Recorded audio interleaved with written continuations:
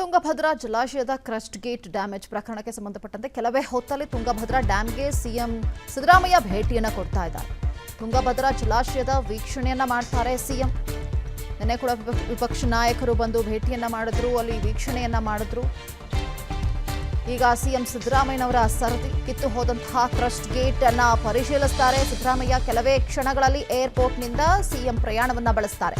ಕೊಪ್ಪಳ ತಾಲೂಕಿನ ಗಿಣಗೇರ ಹೆಲಿಪ್ಯಾಡ್ಗೆ ಆಗಮಿಸುತ್ತಾರೆ. ಬಳಿಕ ರಸ್ತೆ ಮಾರ್ಗವಾಗಿ 12:30ಕ್ಕೆ ಟಿಬಿ ಡ್ಯಾಂಗೆ ಭೇಟಿಯನ್ನ ಕೊಡ್ತಾರೆ. ಗಿಣಗೇರ ಹೆಲಿಪ್ಯಾಡ್ಗೆ ಆಗಮಿಸಿ ನಂತರ ರಸ್ತೆ ಮಾರ್ಗವಾಗಿ 12:30ಕ್ಕೆ ಟಿಬಿ ಡ್ಯಾಂ ವೀಕ್ಷಣೆಗೆ ಇವತ್ತು ಬರ್ತಾ ಇದ್ದಾರೆ. ತುಂಗಭದ್ರಾ ಡ್ಯಾಂ ಏನಿದೆ, ಟಿಬಿ ಡ್ಯಾಂ ಏನು ಕಿತ್ತು ಹೋಗಿದೆ, ನೀರು ಹರಿದು ಹೋಗ್ತಾ ಇದೆ, ರೈತರಿಗೆ ಅನ್ಯಾಯ ಆಗ್ತಾ ಇದೆ. ಇದರ ಮಧ್ಯದಲ್ಲಿ ಅದನ್ನು ಸರಿಪಡಿಸುವಂತಹ ಕೆಲಸದಲ್ಲೂ ಕೂಡ ಮುಂದಾಗಿದ್ದಾರೆ. ಇವತ್ತಿನ ಆಧುನಿಕ ಒಂದು ಟೆಕ್ನಾಲಜಿಯನ್ನು ಬಳಕೆ ಮಾಡಿಕೊಂಡ್ರು ಅದನ್ನು ಸರಿ ಮಾಡುವಂತಹ ಪ್ರಯತ್ನಕ್ಕೆ ಮುಂದಾಗ್ತಾ ಇದ್ದಾರೆ. ಇನ್ನು ತುಂಗಭದ್ರಾ ಡ್ಯಾಂಗೆ ಸಿಎಂ ಸಿದ್ದರಾಮಯ್ಯ ಭೇಟಿ ಹಿನ್ನೆಲೆಯಲ್ಲಿ ತುಂಗಭದ್ರಾ ಜಲಾಶಯದ ಬಳಿ ಪೊಲೀಸ್ ಬಂದೋಬಸ್ತನ್ನು ಕೈಗೊಳ್ಳಲಾಗಿದೆ. ಭದ್ರತೆಗಾಗಿ ಎಸ್ಪಿ ಇಬ್ಬರು ಎಎಸ್ಪಿಗಳನ್ನ ನೇಮಕ ಮಾಡಲಾಗಿದೆ.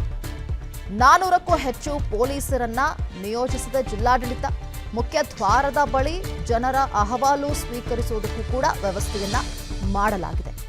ಈಗ ಆಲ್ರೆಡಿ ರೈತರು ಪ್ರೊಟೆಸ್ಟ್ನ ಕೂಡ ಮಾಡಿದ್ರು. ಅನ್ಯಾಯ ಆಗುತ್ತೆ, ನಮಗೆ 2 ಬೆಳೆಗಳಿಗೂ ಕೂಡ ಅನ್ಯಾಯ ಆಗುತ್ತೆ. ಈ ರೀತಿಯಾಗಿ ಅಧಿಕಾರಿಗಳ ನಿರ್ಲಕ್ಷ್ಯದಿಂದಾಗಿ ಈ ರೀತಿ ಆಗಿದೆ.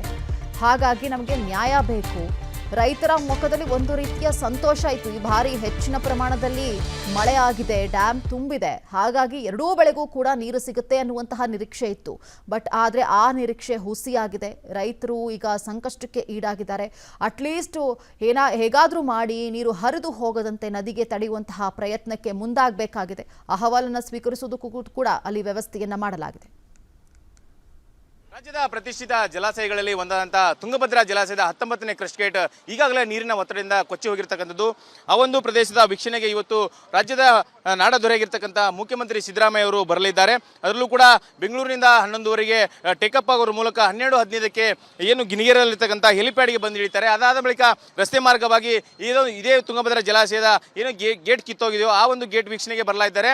ಹಾಗಾಗಿ ತುಂಗಭದ್ರಾ ಜಲಾಶಯದಲ್ಲೇ ಇರ್ತಕ್ಕಂಥ ಏನು ಜಲಾಶಯಕ್ಕೆ ಹೋಗ್ತಕ್ಕಂಥ ಹೊಸಪೇಟೆ ಭಾಗದಲ್ಲಿರ್ತಕ್ಕಂಥ ಎಂಟ್ರಿ ಮತ್ತು ಎಕ್ಸಿಟ್ ಗೇಟ್ಗಳ ಮುಖಾಂತರವೇ ಸಿದ್ದರಾಮಯ್ಯ ಅವರು ಹೋಗೋದು ಮತ್ತು ಬರೋದು ಮಾಡ್ತಾರೆ. ಹಾಗಾಗಿ ಆ ಒಂದು ಕ್ರಸ್ಟ್ ಗೇಟ್ ಮುಂಭಾಗದಲ್ಲಿ ಭಾರಿ ಪ್ರಮಾಣದಲ್ಲಿ ಭದ್ರತೆಯನ್ನು ಕೂಡ ಈಗ ಏರ್ಪಾಡು ಮಾಡಿಕೊಳ್ಳಲಾಗ್ತಕ್ಕಂಥದ್ದು. ಅದರಲ್ಲೂ ಕೂಡ ವಿಜಯನಗರ ಮತ್ತು ಬಳ್ಳಾರಿ ಪೊಲೀಸರು ಸೇರಿದಂತೆ ಹೆಚ್ಚಕ್ಕೂ ಬಹಳಷ್ಟು ಪ್ರಮಾಣದಲ್ಲಿ ಪೊಲೀಸ್ ಸಿಬ್ಬಂದಿಯನ್ನು ಕೂಡ ನಿಯೋಜನೆ ಮಾಡಿರ್ತಕ್ಕಂಥದ್ದು.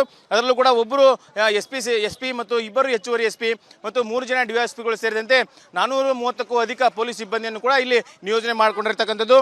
ಹಾಗಾಗಿ ಏನು ಒಂದು ತುಂಗಭದ್ರಾ ಜಲಾಶಯದ ಹೊಸಪೇಟೆ ಭಾಗದಲ್ಲಿರ್ತಕ್ಕಂಥ ಪ್ರಮುಖ ಕ್ರಸ್ಟ್ ಗೇಟ್ನಿಂದ ಇದೇ ಭಾಗದಲ್ಲಿ ಎಂಟ್ರಿ ಆಗ್ತಾರೆ ಮತ್ತು ಇದೇ ಗೇಟ್ನಿಂದ ಎಕ್ಸಿಟ್ ಆಗ್ತಾರೆ.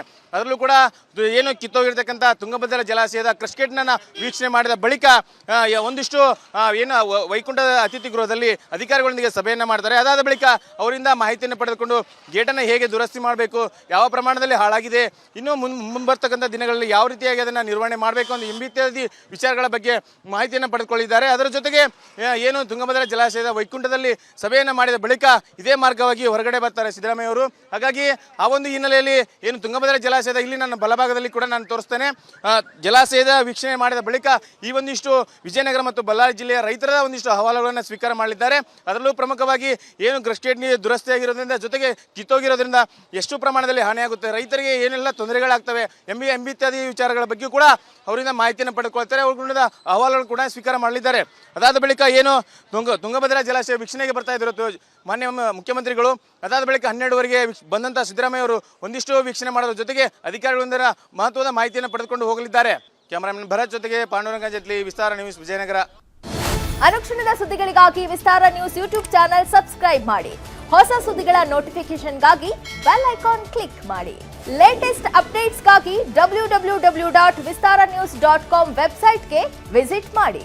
ಅಂಗೈಯಲ್ಲೇ ಜಗತ್ತಿನ ಸುದ್ದಿ ತಿಳಿಯಲು ವಿಸ್ತಾರ ನ್ಯೂಸ್ ಕನ್ನಡ ಆಪ್ ಡೌನ್ಲೋಡ್ ಮಾಡಿ.